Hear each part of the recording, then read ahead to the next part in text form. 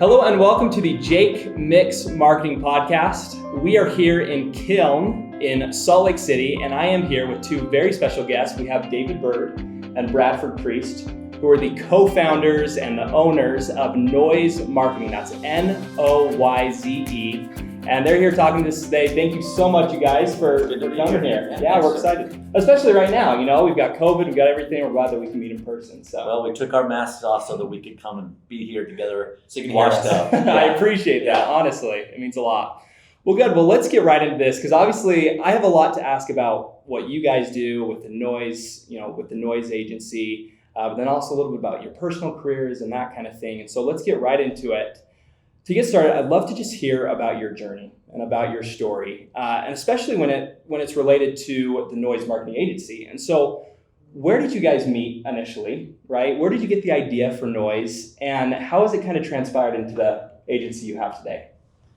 Well, I guess it probably started for me about 35 years ago. I've always been in the marketing realm, and whether it's been on the corporate side or on an agency, or even starting my own business, working with different entrepreneurs out there, but really getting involved in different places in database marketing and product service efforts that are offered out there, whether it's old school like TV and radio and into direct mail, but even more so now and through what's happening on the internet, lead generation and so on. And so doing that for a number of years and met Bradford a while back. We actually are kind of family members here. Dave's my uncle. I'm his uncle. We met 36 years ago, right when he was starting his marketing career. So as I looked for that internship, Bradford was the guy that was always working and doing different things with technology and everything else. And as he kind of finished off school and went off to New York to get his master's in marketing, and I'll let him explain that, but came back and got together, and I'll let you kind of finish up how we got to this point. Okay, sure. Yeah, so I graduated at Weber State. We actually both were Weber State, different years a little bit.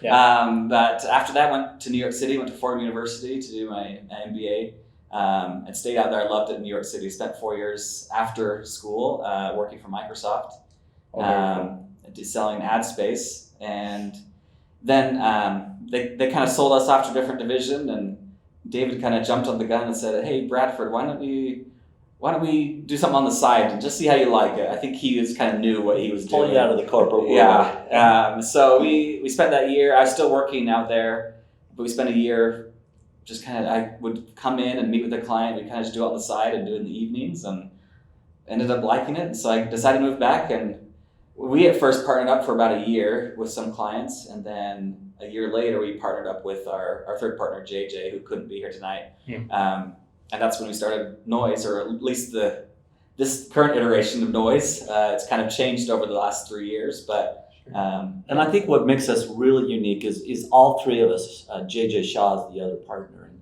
each of us bring our own kind of expertise and skill set together, plus the network of clients and other outside, marketing experts that are out there. And it was unique because as we come together with our different skill sets, like we met up with JJ because of his design savviness and being able to recognize and putting those together. So as we had clients, we would bring and outsource and do things together with JJ and his teams. And it came very clearly that as we come together, we could bring a lot of success together, not only bringing that skill set, but clients that could interact and network together as we did that. And so JJ brings a lot of the design, the website, the programming success.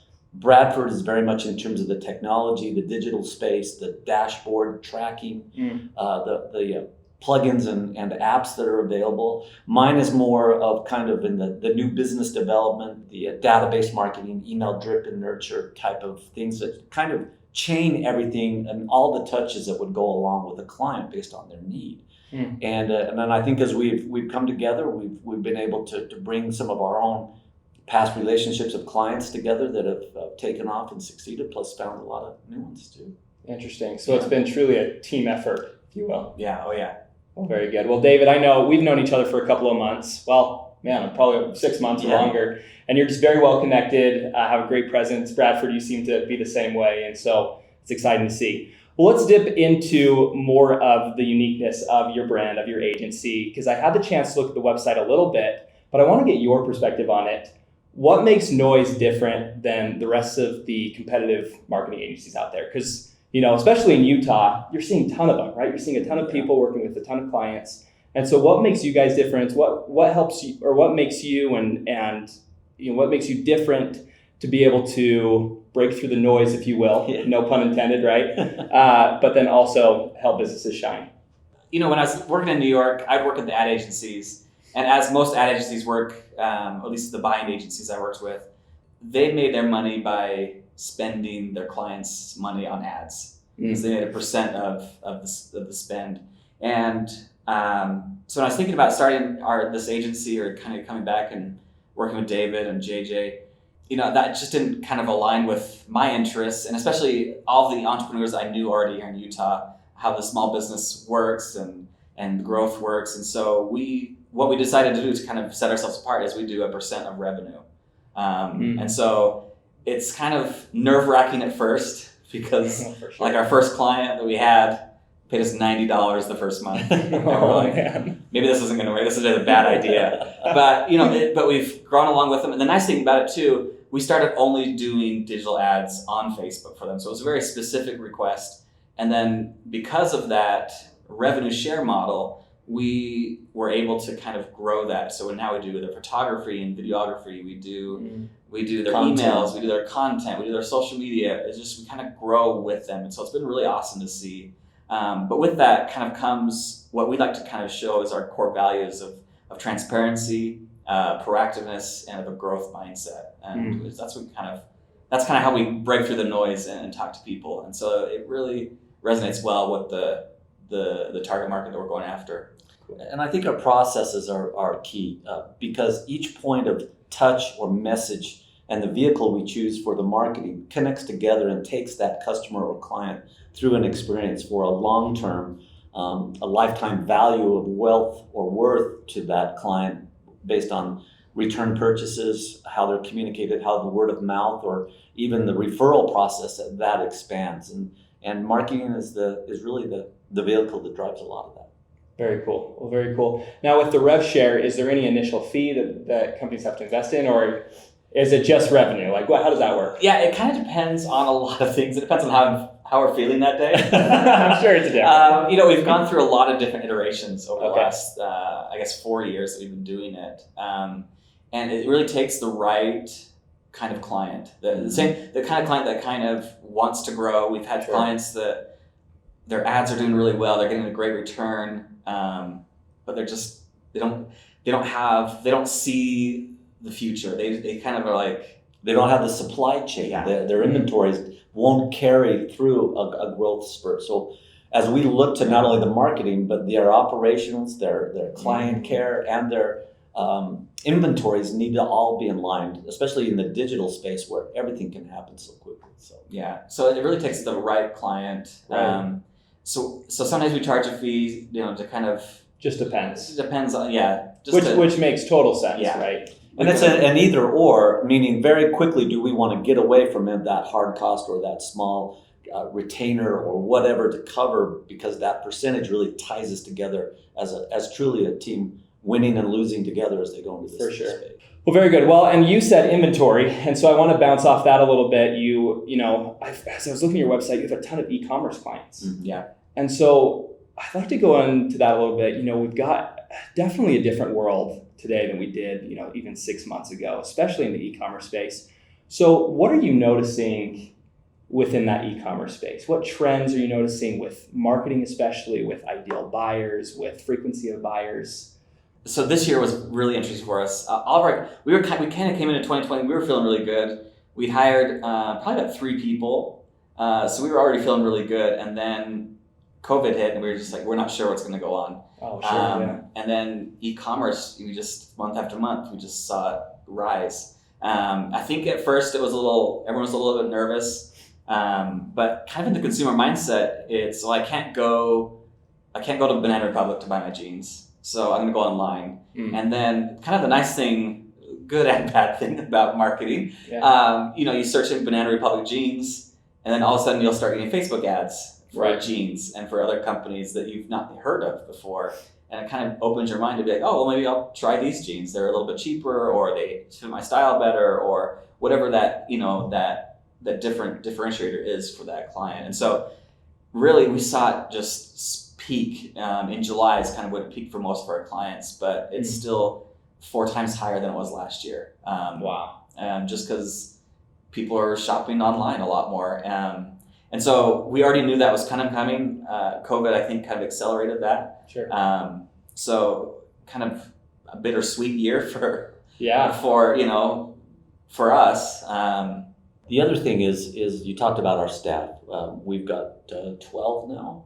13. Wow, forgot the last one we decided. But really, we look to work that staff that works well together, that brings creative juices and just kind of bouncing ideas and really being consumers themselves, looking at what's going on in the trend. Well, we were very much housed together and playing off of each other on a lot of that. But with COVID again, we had to disperse them, send them home. And so we were really concerned about, well, what's going to happen with our energy, our synergies together. And we were well pleased. We saw to where they could go and spend time at home and really work within their space and timelines to really think through, or we even found even better work, more cohesiveness, better effective meetings, because we had to watch and tie those together of how we work together. And so right now, most of our staff are working from home. Mm-hmm. And because of we have 2 daily, what we call huddle meetings, we pull the team together to update on projects, and then standing meetings that the groups themselves will come together on client or projects, but seeing how they've been able to thrive by being away, and then when we do get together, it's kind of a fun little party. So. Yeah, and I'd say one other so I'm interested to see how the rest of the year progresses, especially with Black Friday. During research, and based off kind of what these experts are saying, is that it's all up in the air for Black Friday. Yeah, and I was going to say, what's your opinion as far as past Black Friday, right? Going into next year, do you think people have changed their habits enough to go first online, then store, or like maybe when all this is said and done, what's your opinion? Do you think e-commerce is going to continue to stay consistent or lower again? What's your I think thoughts? It will stay higher than it. I think it will keep climbing. Somewhat how to shift, right? Yeah. I think of strangely enough, I'm not a huge online shopper. Okay. I don't know. But I've had to a lot more this year. Yeah. And it's I think once e-commerce fixes some of the issues that still kind of come up, it's like I ordered a product and it still hasn't arrived because I think it's a drop ship product from China, and so some of that is they have to still work out. But I think overall it's going to grow. It has been growing. Right. I think it'll continue that trend. And I think that for all businesses, as they look to e-commerce in terms of how they offer their product or service, or how you generate leads for efforts that you might be looking to put into sales rep hands, you've got to look to what people are changing and how they're consuming their messages. Mm-hmm. And if they're doing that a lot more on not even the laptops, but even just on the phone sides, you've got to be able to talk and touch them where they are. And once you do that, they'll engage with you at whatever, on a subway, in the car. It's amazing. So, jeez, I love that. Well, let's get more into, I really want to bring a ton of value to maybe a company who, whether they've hired an agency, maybe they're looking to hire you guys. What's your advice for e-commerce brands within this space right now, trying to adjust with everything? What would you say as a marketing agency? I'd probably start out, first of all, is that they have a well-rounded strategy. Sure. And in most cases, they've got to have. You'd be amazed how many times we talk to clients and say, okay, what is your plan? What's what? Yeah. I don't know. I've just put the name on the front of the building and opened up. Sure. But there's a process to that. They have an existing database of clients that have purchased from the past. How do you get them to come back more often and spend more? How do you get them to begin to share the word of mouth? How do you start to build credibility through your social touches and what you're reaching out to those audiences? Those audiences that are consuming that are going to be more apt to take in the ad placements that are driven towards them to come back. Mm-hmm. But then once you got that first-time shopper or that abandoned cart that you need to reach out and re-invite back, is how do you stay in front of them so that you can both cross-market, you can build on influencers and ambassadors in terms of how they help you in promoting that brand. But it's really how a well-rounded program that in all areas you're really trying to affect how you communicate, how you're seen, and how you proceed with the brand that you're putting out there. So yeah, I think building off that too, we've had a lot of clients come to us that think so digital ads or Facebook ads is the silver bullet, right? So it's going to solve all their problems. Yeah. And they almost expect returns immediately, right? Mm-hmm. You turn on the ads today, it's been an hour, where are my sales? Yeah. Really, that's maybe a little bit exaggerated, but not much. And so I think, my suggestion is to be patient and have that well-rounded plan. I mean, you can't do digital ads alone. You've got to be doing social media. You've got to be doing customer service. You've got to be sending out orders. You've got to be answering questions, having a good product, kind of all the marketing basics you've got to be doing still, even in this digital e-commerce your world. sales are through the roof, but the package arrives and it's like, Yeah. what is this shaky little thing that the value is just all lost. And I think that's key in the digital space because it is such a real-time driven that you can see results quickly, and A/B testing or testing against the proven result is always the better way to go to watch those numbers. And so that's why dashboards and tracking are key performance indicators that we use quite a bit. Jeez. So it sounds like even like if one aspect is off, it could really impact your brand. Yeah. I mean, it can. I mean, not all the time, but sometimes it can be. If it's drastic, right? Yeah, if it's drastic. It's just got to be cohesive. So we've had the clients that, sometimes clients just, hey, we want you to do the marketing. We don't really want to be involved at all. And that's really where it doesn't work for us because, we also have clients, we're experts in marketing, but we're not experts in your product. Sure. One of our first clients is a women's athletic clothing brand.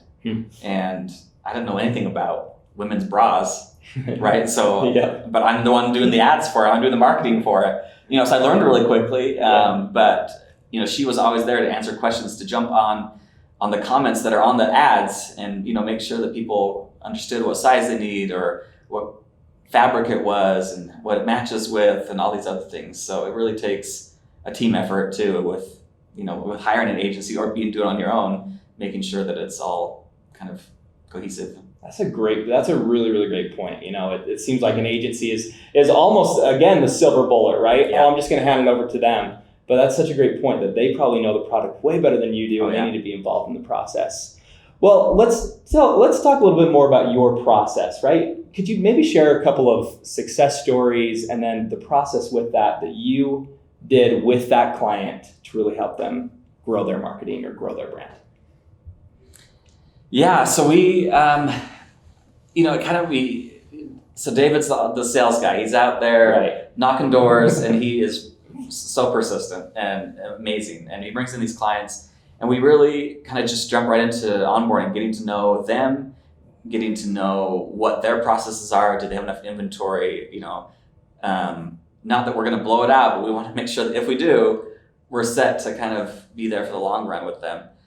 As part of that onboarding experience, it's bringing their team together because we want them, our clients, our copywriter, our designer, to have the same passion as that business owner, that product. Love that. So we also conduct what we call as an onboarding client journey, where they kind of share with us what is every point of contact, touch, and message that customer is going to go through their whole experience. Returning a package, second buy, questions, how they're marketed to it. As we line that out and look at that, very clearly do we start to see the holes where they're missing opportunity. And once we can identify those, very quickly as part of our process, we can jump in, automate a lot of that, fill that gap with successful marketing that we've seen from the past or similar product. And then once we put that in play, it's almost like a highway through the rest of it. So it's a neat experience. And those are really just the basics, right? So Yeah. We meet with the client. We say, okay, here's the messaging we need to have. So here's the points of contact we need to have. So here's where the ads are going to come into play. Here's where the emails are going to come into play. Here's where the social media, text messaging, all these different channels that we can reach them. And then it's just iterating. And so sometimes we don't know what's going to resonate with with their target market. And so it's, let's test this picture and this picture, which one works better? Let's go this one, let's test against it, like the A/B testing, like David was saying. And content is king. So the more that they already hopefully have, the better. But if not, then that's where we go out and pull our experts, or the videographer, the photographers, copyright, to develop that content. Because once we can actually, display that and put that out there. And we're also very involved in terms of, right now, we should always be almost 3 months down the road. So calendaring of tests and concepts keeps everything in task and timeline and on budget. Because if you're ever living in that world on the corporate side, I know this doesn't happen at your corporate side. Whatever. Hey, what are you doing? Hey, can you come in and meet with us right now? We don't know what to do tomorrow. Or what are we posting tomorrow? What? Well, ideally we would like to be 3 months, but oftentimes we're not. But we are calendared out, and that's key. Yeah. So. Well, and I'm just really curious, like, has there been anything in the last maybe 3 or 4 months, like, whether it be a success story, is there anything that you've just been like, oh my gosh, like, we didn't know this before, but we did it and it worked? Like, anything in that e-commerce space, whether it be ads or social media, is there anything that you can think of that it was just such a new discovery to you that really works in marketing? Well, I'll share one client, and then you can pick up on a second one. We have a client called Twisted Silver. Okay. It's unique. Debbie, the owner, has an eye for design, but she finds kind of repurposed materials, forks, plates, spoons, and puts them into different jewelry pieces. And so she's just done this as a hobby and kind of started building online and kind of started to grow her business of people finding out about her. Opened a small store down in St. George, foot traffic took off a little bit and everything else. Well, and she grew to a point to where we kind of got involved and started to apply the processes of working together with her. The thing that took off for Twisted Silver, I believe, is that as soon as we took Debbie from the back room of doing the jewelry and designing it and put her passion on screen in front of people telling the story, that relationship just came shooting through the camera, through photography, through the relationships of what her jewelry meant to others, testimonials. And as soon as we were able to start to communicate, that community of customers wanted to come to be a part of that. Sure. There was a story behind each piece, and they wanted to have that as part of their story. And once we've done that, we've just seen leaps and bounds in growth with that client this year. We're excited to where it's taken us next. That's amazing. Yeah, thanks for sharing that. Yeah. Mine's just a small example.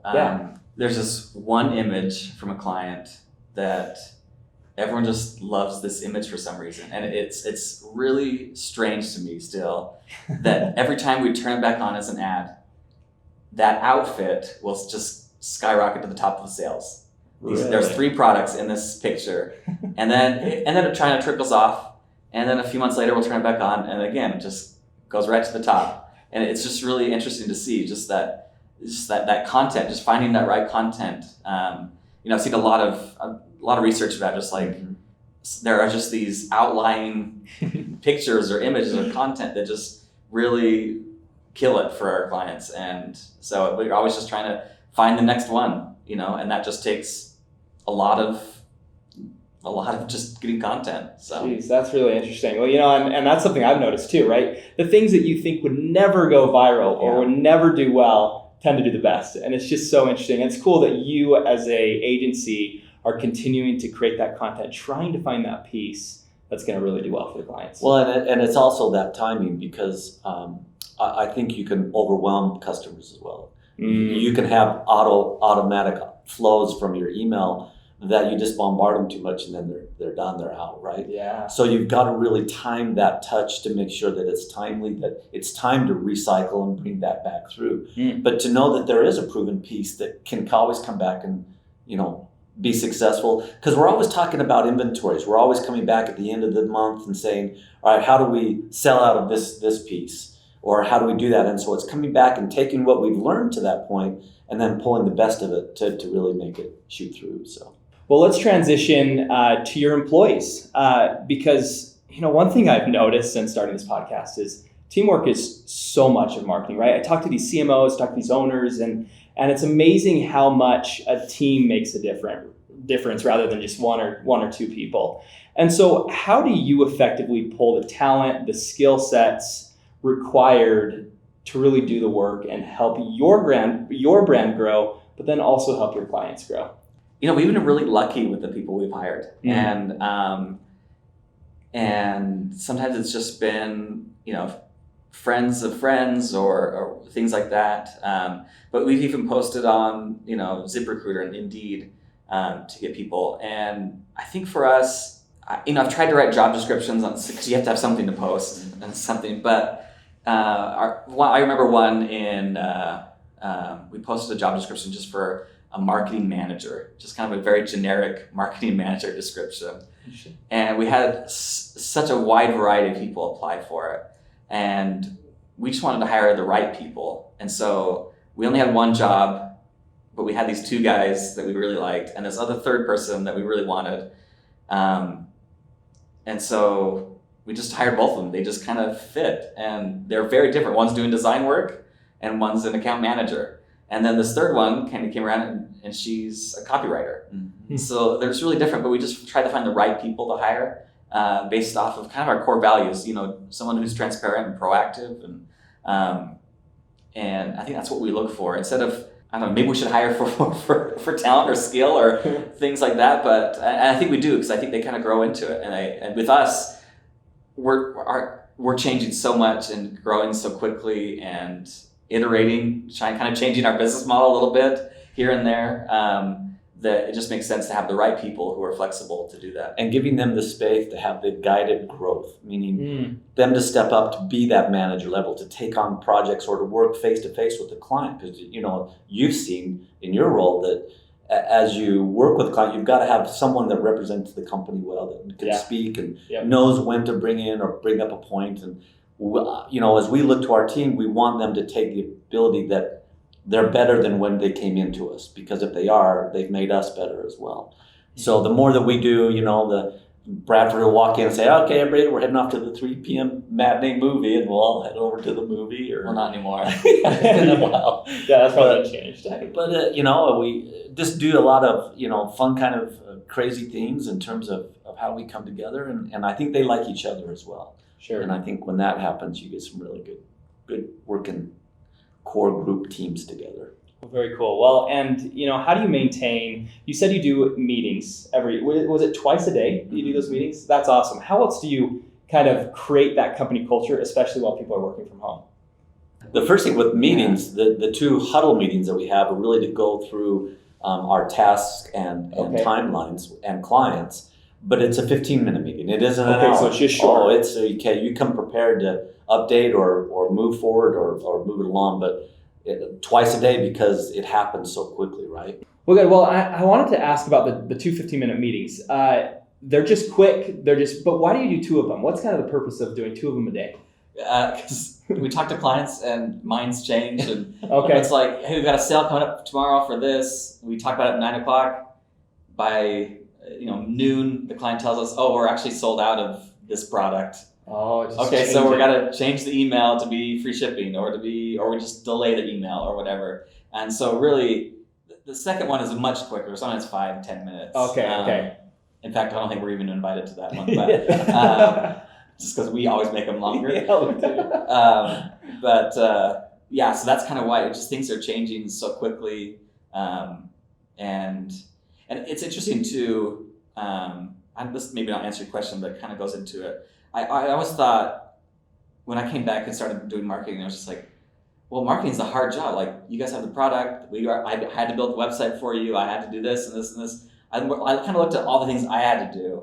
I'm just like, your job looks easy as this owner of a store. It's like, I'm not getting paid very much. Yeah. But then to kind of really get into the operational side of it, and to get into the product creation and into the sourcing and the fulfillment and the shipping, it's just like, and the customer service, it's just like, oh, this is a lot of work. We've recently purchased some of our own companies, have started some of our own brands internally, and just, it's really eye-opening to see just trying to get bottles for skincare products, or trying to get a shirt made, or anything like that. It's just really complicated. Don't even ask us about Chinese New Year and what that costs. Well, and so kind of going back to those meetings, is I can see why then it's just like, oh, our shipment hasn't arrived today, like they said it would. We got to delay the email. We got to delay the sale or whatever. And so that's kind of why these 2 meetings, it kind of allows us to make sure that we're on track and hitting our deadlines. That's amazing. It makes perfect sense. And one thing I just really love about your process is just how involved. It sounds like it's way more than a marketing agency, right? You're really helping the brand, collaborating with them to help them grow. So I love that. Yeah, it really is. And sometimes, we'll introduce clients to sourcing people or to fulfillment groups because of how we're tied to that revenue. If there's any kind of hole in the system or any, blockage in this revenue model, then we want to fix it because it affects us too. The other thing that the other side of that, as we talk about knowing the business or getting to know our partnering clients, is we'll come back in and actually have with them, weekly discussions on their numbers, a marketing meeting with them. You'd be amazed how many companies don't even have a marketing meeting. You know what I mean? I mean, don't even look at their numbers. No, for us to go back in and say, here's your top 5 selling products. Here's your analytics on your website. Oh, you didn't know that this is much traffic's coming to your site. And in terms of helping them make decisions based on the numbers that we can bring back to them, that's key. That's awesome. Very cool. Well, let's transition. We're almost out of time here. Where do you see your brand, your agency, even your clients? What's kind of your plan going forward, right? Where do you see this getting to? I love talking about the future. So what's your idea of the future for Noyze marketing? Yeah, I'd say so. Kind of, there's 2 ways we're making money. It's like being an agency, making money from our clients, but then it's also kind of our own brands that we own, and really they're kind of tied into because we're doing the same thing for both, and we're going to grow as we grow them. We kind of talk about. Dave is always getting new clients because there is kind of that attrition that kind of comes through on any agency. But once you find that right client and we grow with them, then we can have them forever, and we're just going to keep growing as they grow. We've got to figure out the next stage is what if one of these clients gets bought out by a bigger one? What happens to us? And so that's what we're kind of working through.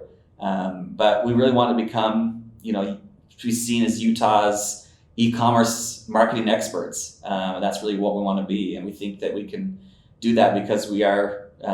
Because of the business, the model, the share of revenue, and our team. Fun. It's something we love to do. This is what we've been doing our whole lives, and to come together and not only do things that are fun and cool. That your car, I always say, I get in my car to drive to the office. My car speeds up because I get more and more excited about being at my home away from home, but getting to work with fun people. You know what I mean? Bradford took off for a time, went to Spain, worked there for a month, or Canary, and just for my wife and I to say, hey, we're going to take a longer weekend. Doing that, you're covered on the other side. Sure. But also giving you that chance to breathe again and reconnect and reactivate yourself to come back even stronger or to learn something new because of that. But with the 3 of us and the staff that we have and the clients that we love just getting together with them, and it's part of that excitement when success goes to the roof, and that coming together when there's concerns or challenges we have to overcome, and doing it together. And I think that's what's truly going to make us successful going down the path. So yeah. When you find the right client, it makes it really fun. We've got some really great clients that we can even take bad news to because that happens, and we're transparent about it, and they're there right there with it. Okay, how are we going to fix it? What are we going to do? What help do you need from me? And so it's just, I love working with the clients, working with the team, just good people to work with, helps really grow any company, I think. Yeah. Sounds like you guys have a great relationship with your clients. That's awesome. Well, good. Well, where can people find you, both yourselves and then Noyze marketing? What's the best place to go? Well, again, for myself, David Bird, you can find me at David at makingnoyze, Noyze.com. Bradford Priest at Bradford at makingnoyze.com. And then our website, makingnoyze.com, and see some of our case studies and some of the clients. We'd really like you to, if you were to go get a referral from them, hopefully they would be glowing about us. I think they would be. So, and you can also find me on LinkedIn, Bradford Priest. Okay. Well, very good. Well, thank you so much for taking the time to come down here and do this podcast. It's been a really good discussion. Jake, thank you for all your time and effort putting it together. Thanks, Jake. Yeah, no problem.